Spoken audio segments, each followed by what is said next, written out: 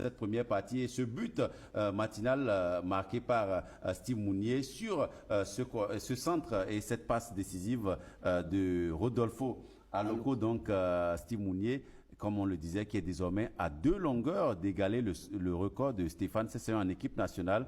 22 buts pour l'attaquant de Augsbourg et 24 buts pour l'ancien joueur du Paris Saint-Germain, Stéphane Sessegnon. Oui, absolument. Et c'est une phase de jeu bien construite où les Béninois ont été tous dans la dynamique positive et ça a donné le but. Stéphane Sessegnon, buteur, mais aussi passeur décisif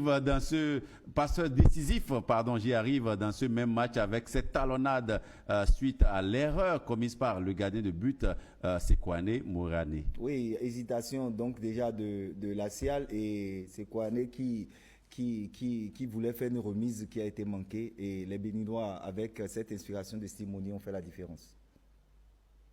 Et voilà, avec cet autre but marqué par Imran Hassan, qui célèbre son deuxième but en sélection et qui a été, on va dire, très clinique, même si le ballon a été dévié comme ça dans le but. Il faut dire quand même que c'était joué de façon géniale d'exécuter très rapidement ce coup franc. Oui, il faut saluer sur cette action l'intelligence de joueur Ola Itan qui, dès l'obtention de la faute, a rapidement eu le réflexe de jouer le coup franc rapide au profit d'Imran Hassan qui ne s'est pas posé de questions.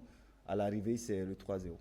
Et le score de 4-0 qui va entrer dans l'histoire des annales du foot béninois. 4-0 infligé à une équipe en match officiel. Franchement, là, c'est, on va dire, une classe, simplement une masterclass d'ailleurs, avec cette occasion également manquée par Junior Olaitan. Il y a eu de quoi quand même corser le score et d'avoir un score plus lourd à la fin avec ce ballon qui...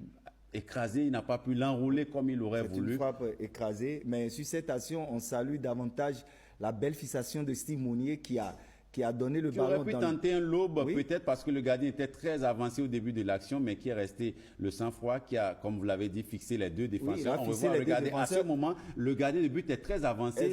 Et on voit également l'effort donc de Rontondi qui oblige le second défenseur, le second Assial, à quand même à lui prêter attention, comme exactement. on dit. Donc, et à la fin, c'est une conjugaison d'efforts, mais surtout d'intelligence au niveau de Steve Mounier qui fit suffisamment, qui exploite l'appel de son compère de l'autre côté. Et derrière, il y a un énorme Olaitan qui a fait un